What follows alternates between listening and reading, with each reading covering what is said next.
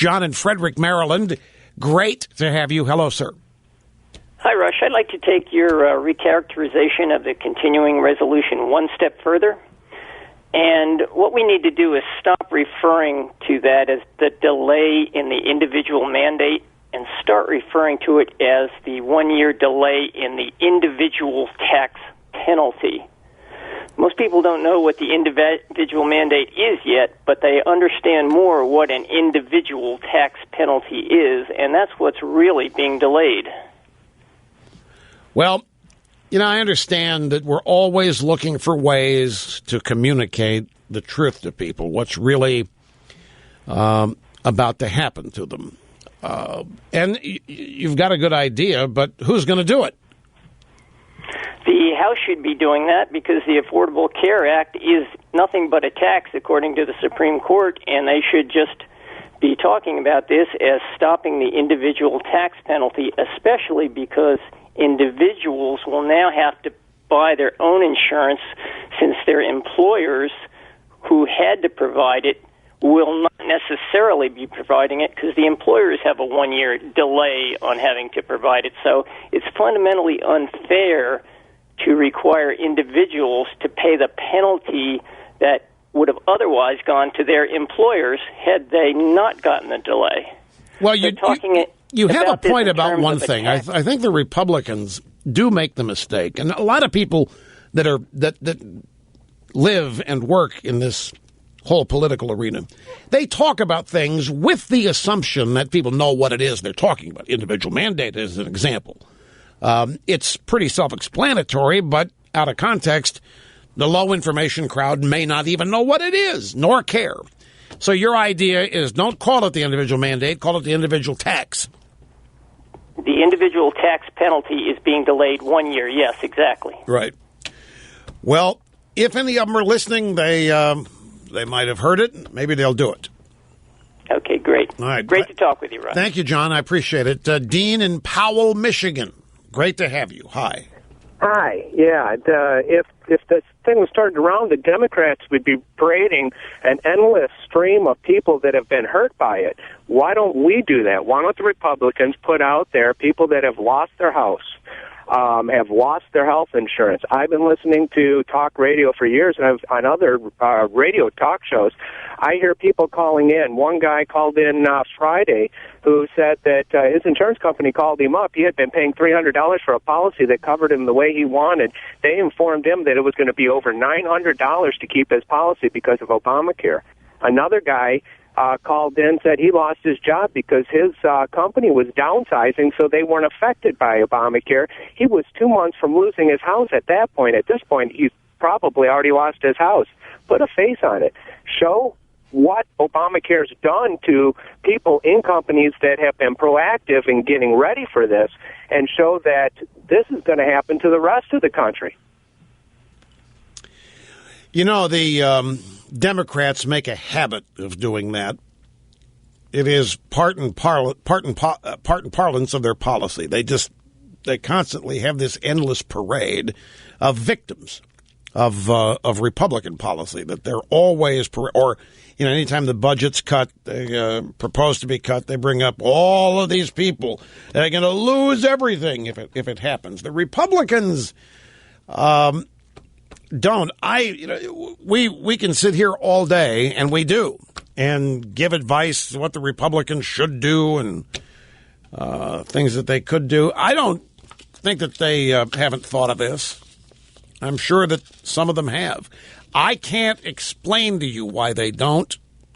I can only hazard guesses, and the best guess would be that their excuse or their reason for not doing it is nobody will cover it.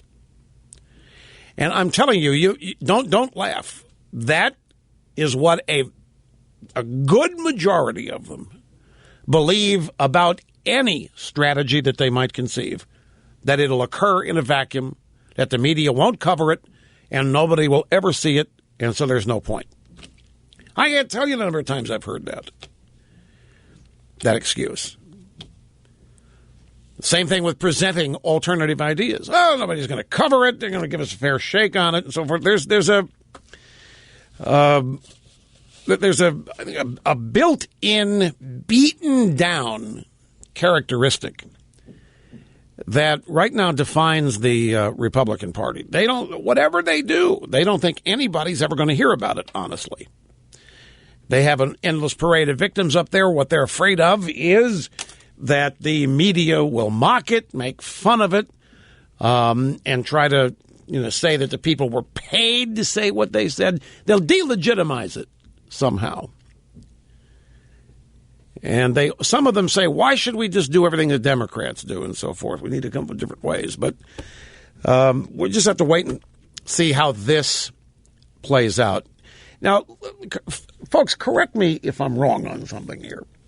When I first heard about this, the Republicans essentially forcing the shutdown,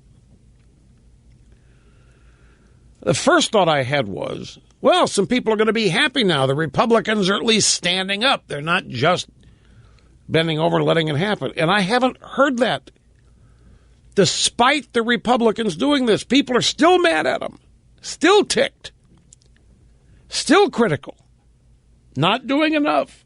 Some people have emailed and said, to hell with this delay, Rush. Why not just go for the full defund? Well, they tried. Cruz and the boys tried. This was the best that the House could come up with.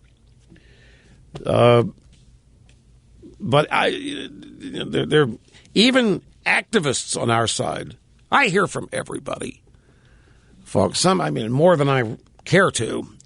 And it's amazing the amount of criticism that I get and I hear. And you need to tell them. And you need to say this. You need to call them up. And you need to say. So it's gotten to the point the Republicans can't make anybody happy very many times with whatever they do, it seems. And I know why. I know. I'm just sharing with you the reaction. I was curious when I heard about this. What was it? Saturday afternoon, Saturday night. I was curious what Republican voters' reaction would be, and it's still populated, filled with a lot of criticism. And I got to take a break again. Constraints of time, the busy programming format. Be right back. Don't go away. Let me ask you a question. Would you go on television as part of this Republican strategy to the parade of Obamacare victims? Would you go on TV and tell your story of how Obamacare has caused you great strife and harm and distress and all that? I don't think there are a whole lot of people would. They remember what happened to Joe the plumber. They know what the media would do to him. The media would give him an anal exam. The media started looking at, who are these people lying about what Obamacare has done to them? And they start destroying their reputations and embarrassing their families and so forth. People are cowed, I think, into doing this kind of thing. Just my wild guess. That's not such a wild guess. I know a lot of people that wouldn't do it because they remember what happened. And Joe the plumber just asked Obama a question. And the state of Ohio mobilized to destroy him. And I'll tell you what's going on with this. What this is all about, from the perspective of Harry Reid and even some Republicans, is destroying the Tea Party. That's what this is about, breaking the back of Tea Party influence on the Republican Party. That's what all this is about. Let me give you a little news here, folks. In a straight party line vote, all 54 members of the Senate Democrat caucus voted to reject the House-passed amendments to the funding bill. That is, they rejected the delay of the individual mandate, individual tax, as some callers, and the removal of the medical device tax. Predictable. Dingy Harry said that was going to happen. Ted Cruz has issued a statement about the vote. Ted Cruz said this very interesting point. Harry Reid wants a shutdown because, sadly, Democrats are putting politics above the needs of the American people. And the New York Times explained why. Because, as the Democrats believe, now is the time to break the power of Tea Party Republicans. And I think that's what this whole shutdown is about. I think what's happening here, I think the Democrats are hoping to accomplish what they wanted the sequester to accomplish but didn't. If you remember, the Democrats thought the sequester would turn the American people against the Republicans forever, because it was shutting down the military and shutting down Medicaid, Medicare, and shutting down various important government functions. And it's turned out that the sequester is painless. And so the Democrats want a do-over. And that's what all of this is. They want the pain. And they want it blamed on Tea Party Republicans. And I'm told the Republican conference is meeting now. You know, Boehner and the boys are telling the caucus what's up.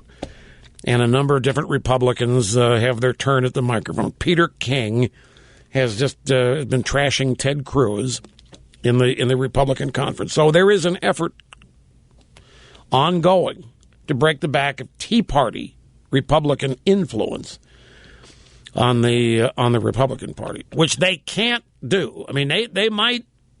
They're not. The Tea Party is you and me, and no one care what they do. They are not going to wipe us away or out, if you will. But they're trying to do so within the House Republican caucus or conference.